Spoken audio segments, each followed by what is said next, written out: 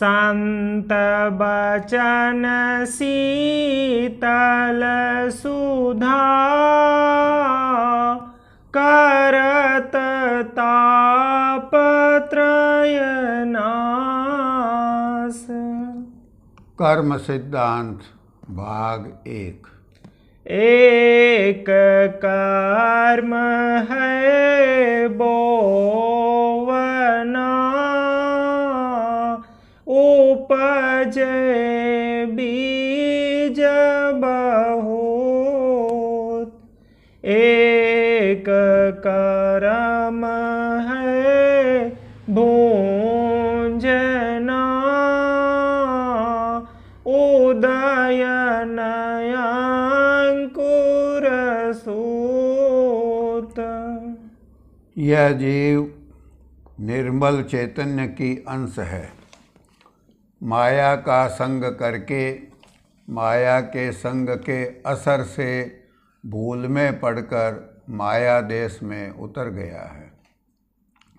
सूरत जब निर्मल चैतन्य के धाम को तजकर माया देश में उतर गई तो यहाँ से उसे माया के मसाले की देही धारण करनी पड़ी। देहियाँ या शरीर माया के मसाले के बने हैं। ये देहियाँ निर्मल ज्ञानवान और प्रकाशवान सूरत यानी आत्मा पर बतौर मानिंद खोल, आवरण या गिलाफ या पर्दे के चढ़ी हुई है। देही के दरे से कर्म बनता है, यानी देही के दरे यह आत्मा कुछ न कुछ क्रिया यानी कर्म करेगी। बिना कर्म किए नहीं रह सकेगी। जो कर्म ये जीव करेगा उसमें यहाँ की भूमिका के अनुसार अच्छे व बुरे यानी शुभ और अशुभ दोनों प्रकार के कर्म बन जाएंगे। कर्म जीव के कार्य करने की क्रिया का नाम है, अर्थात जो जीव के द्वारा किया गया उसे कर्म कहा गया। कर्तार ने रचना का क्रम ही ऐसा रचा है कि चाहते हुए या न चाहते हुए भी कर्म बन जाएंगे।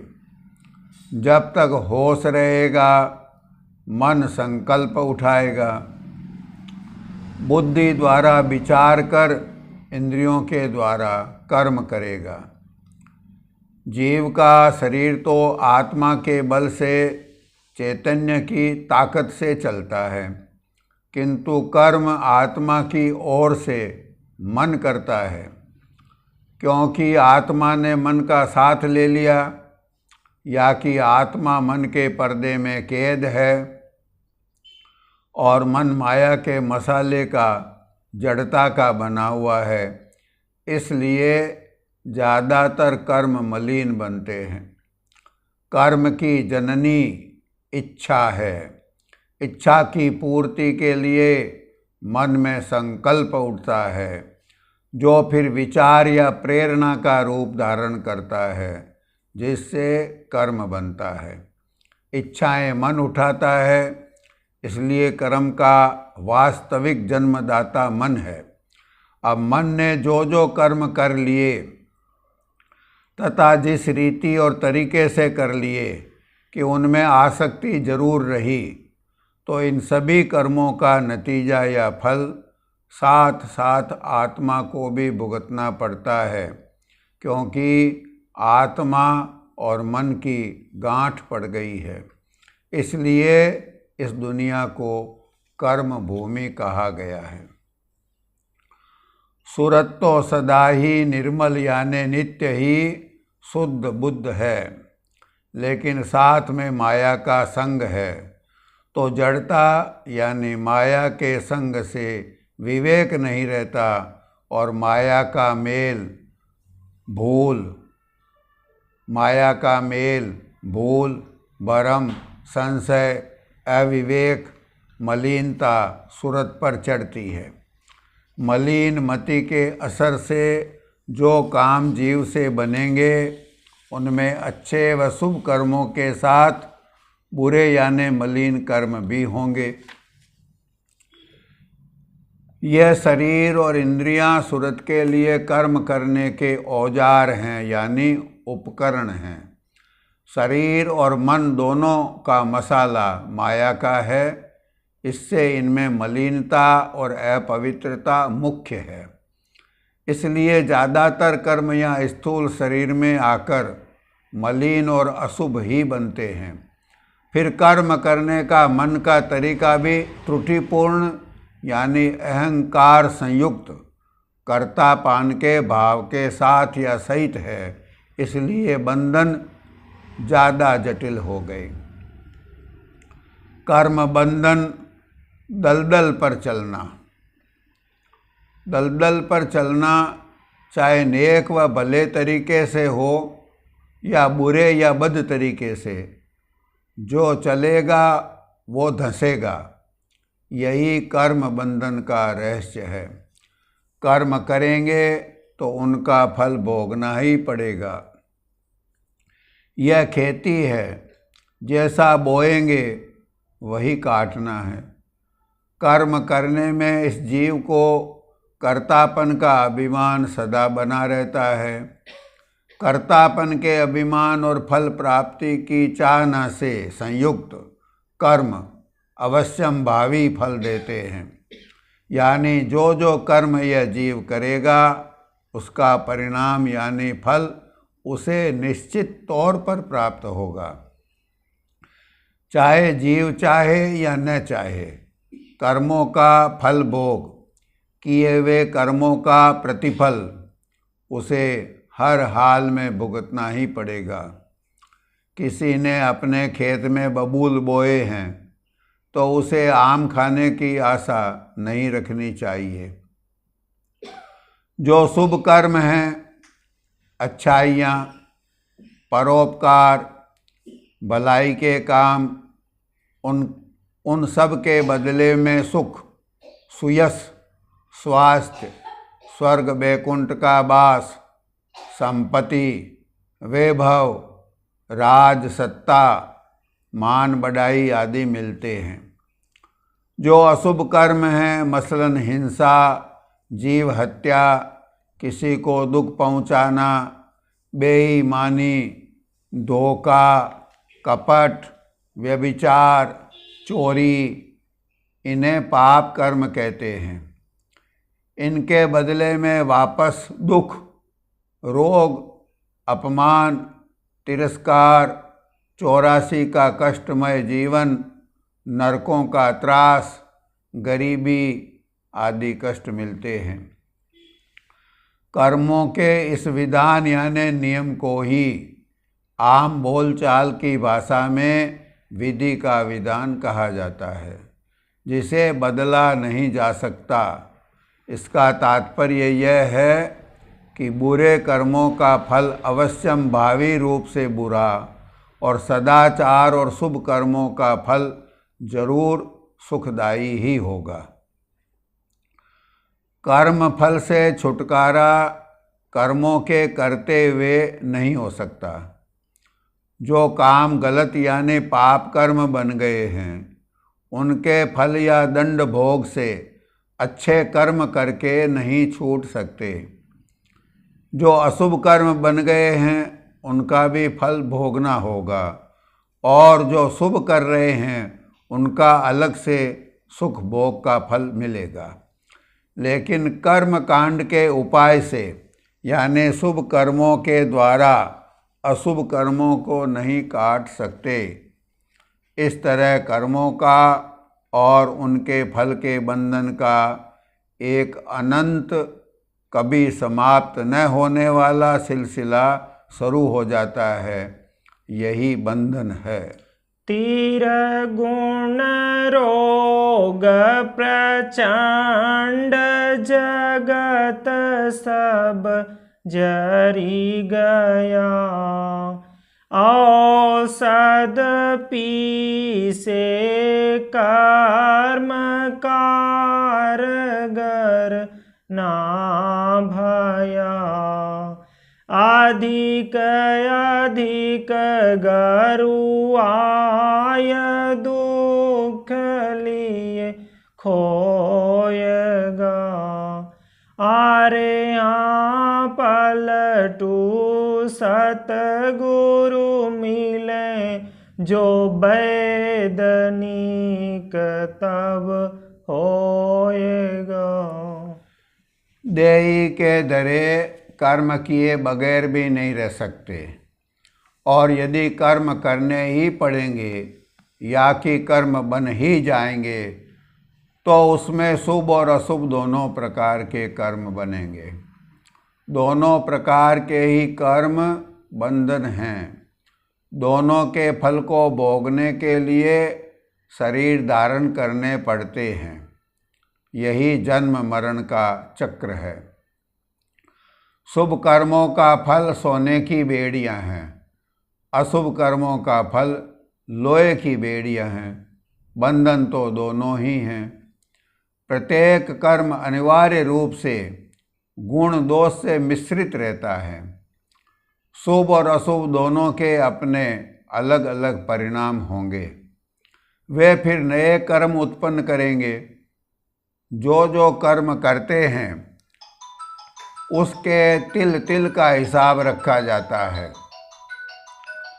शास्त्रों में इस बात को इस प्रकार कहा गया कि चित्रगुप्त जीवों के कर्मों का लेखा जोखा रखते हैं। जो जो काम हम करते हैं उसमें हमारी ममता या आसक्ति का अंश है। इसलिए जो काम किया है उसका एक सूक्ष्म संस्कार या दाग या छाप हमारे अंतःकरणों पर पड़ जाती है।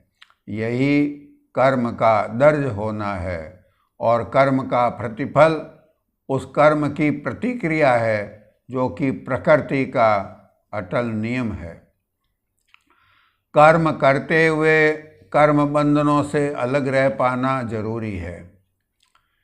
एक उपाय इसका यह बताया गया कि यदि हम कर्म करते हुए अपने कर्मों में आसक्त न हों तो कर्म बंधन हम पर लागू नहीं होगा।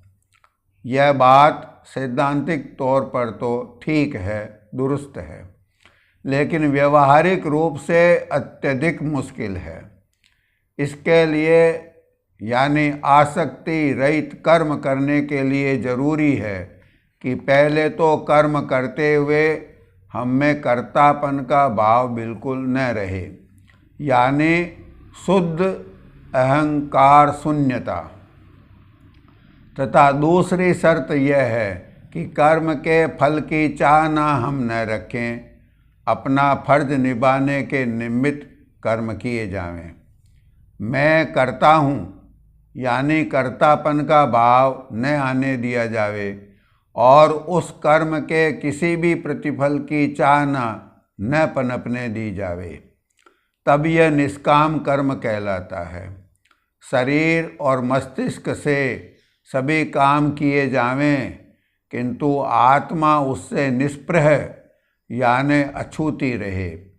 व्यवहारिक रूप से यह बड़ा कठिन व दुरूह काम है। गीता का यही उपदेश भी है। शरणागति का मार्ग, कर्म बोझ से मुक्ति। खोली खेलो संसार में, बांध न सके कोई। घाट जगाती क्या करे, जो सिर बोझ न होय। मैं करता हूँ, मैं अच्छा करता हूँ, केवल मैं ही अच्छा कर सकता हूँ, मैं ऐसा करूँगा, ऐसा करूँगा। यह मैं की टोकरी बड़ी भारी है। जब इसका बोझ उठाए फिरेंगे तो बंधन कायम है। संतों ने कर्म बंधन से अलग रहने का बड़ा सरल और सहज तरीका जारी फरमाया। संतों ने भक्ति मार्ग प्रचलित किया। भक्ति में दीनता और शरणागति प्रधान है।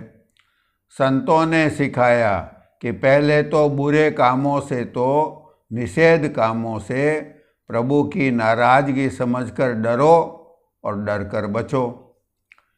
भले और अच्छे काम भी अपने इष्ट की सेवा समझकर गुरु की आज्ञा लेकर आज्ञा पालन के निमित्त गुरु और भगवंत को प्रसन्न करने के लिए उनकी सेवा समझकर करो।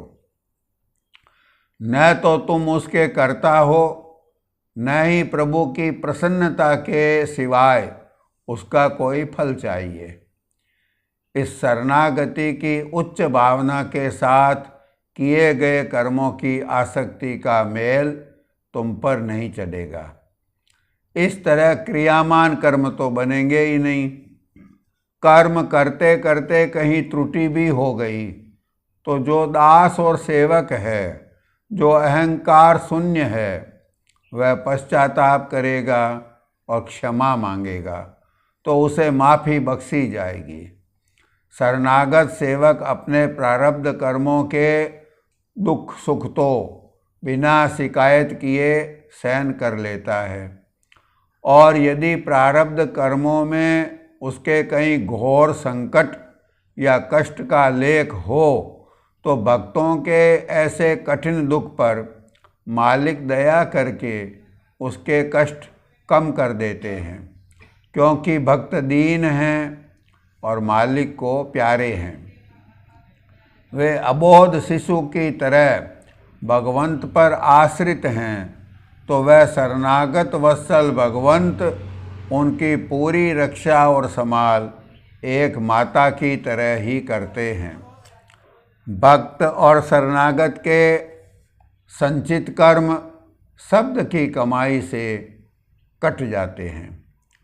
गुरुदेव के दिए उपदेश पर चलने से शिष्य नए कर्मों का कर्ज इकट्ठा नहीं करता, वह बुरे कर्मों से बचता है और नेक कर्म गुरु की आज्ञा मानकर उनकी प्रसन्नता के लिए कर्तापन के भाव से रहित होकर करता है।